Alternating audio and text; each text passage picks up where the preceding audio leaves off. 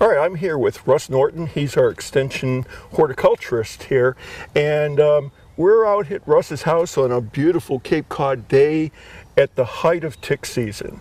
And so what we're going to discuss today is how to do a perimeter yard spray for ticks. So yard protection is one phase of our whole protection plan.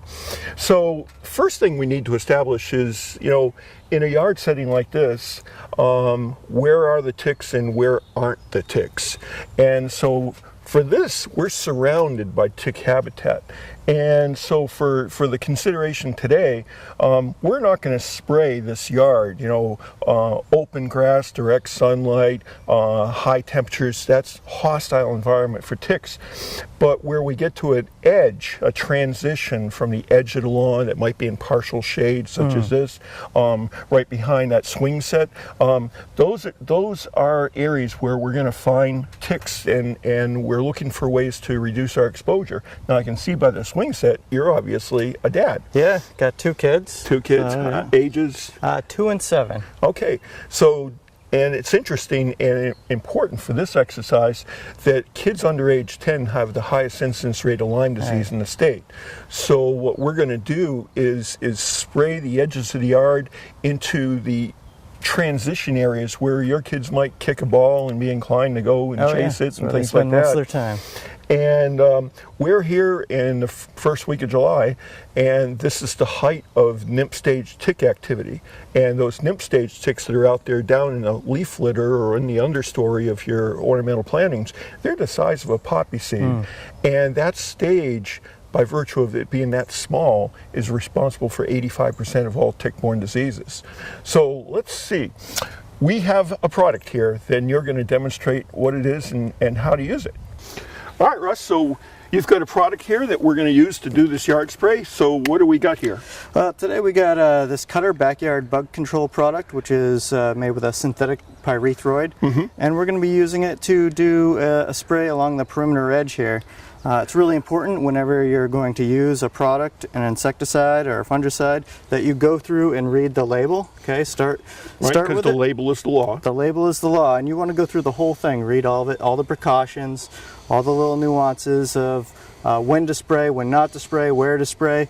The key with doing spray for ticks is that ticks should be on the label. Yes. And the site for where you're applying it should be on the label. So whether that's ornamental plantings, a perimeter spray, a foundation, you want to see those things on the label. So the nice thing I like about this product, Russ, is that you hook it up to your garden hose basically, and so you don't have to measure anything, you don't have to mix anything. It's about as easy can get. That's right. These ready-to-use products are great. So we'll go ahead and hook it up and show you how it's done.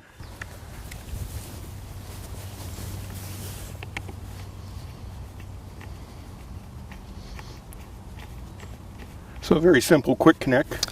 Yeah, super easy. Open valve. Good to go. All right, Russ, let's see what this thing can do. All right.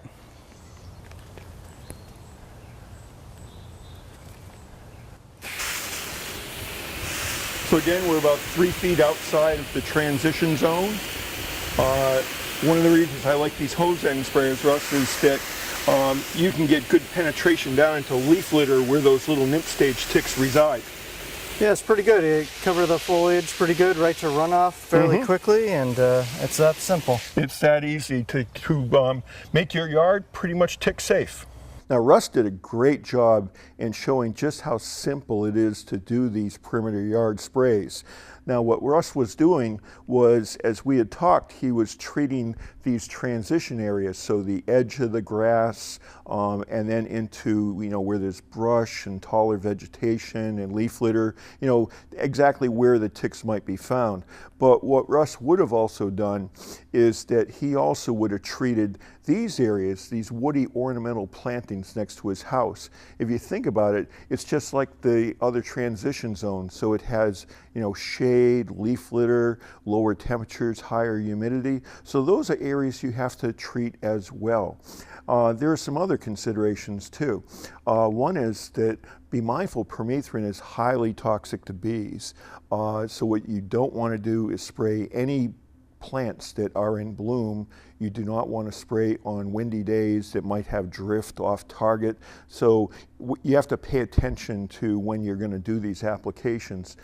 The other thing that people should understand is that once that spray dries on the leaf litter, the soil particles, it's not going anywhere. Even if you get a heavy rainstorm, it's not going to wash off site. Permethrin's not that water soluble.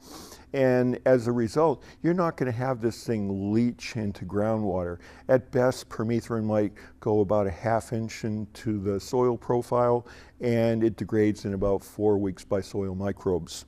So here's my contact information. We're always open for business. I look forward to taking your calls and emails, and we would like to thank Cape Cod Healthcare for their financial support of this project.